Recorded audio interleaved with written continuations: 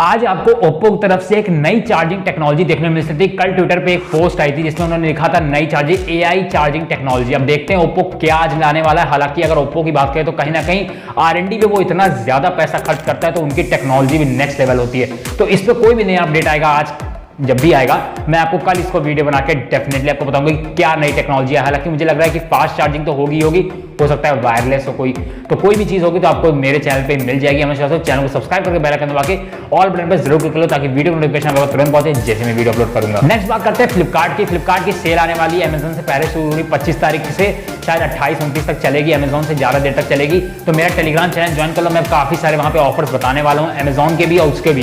तो डिस्क्रिप्शन में लिंक है। चैनल पे सब्सक्राइबर्स कम है क्योंकि मैं बीच में इनएक्टिव हो गया था फोन गड़बड़ होने की वजह से, लेकिन मैं वापस एक्टिव हूं, जाके ज्वाइन कर लो। अगर आप मुझसे कोई भी सवाल पूछना चाहते हो क्योंकि प्लस मेंबर्स के लिए जो ऑफर्स होते हैं वो एक दिन पहले रिवील हो जाते हैं और मैं प्लस मेंबर हूं। अगर आप कोई प्रोडक्ट पे ऑफर जानना चाहते हो तो मुझे आप इंस्टाग्राम पे मैसेज कर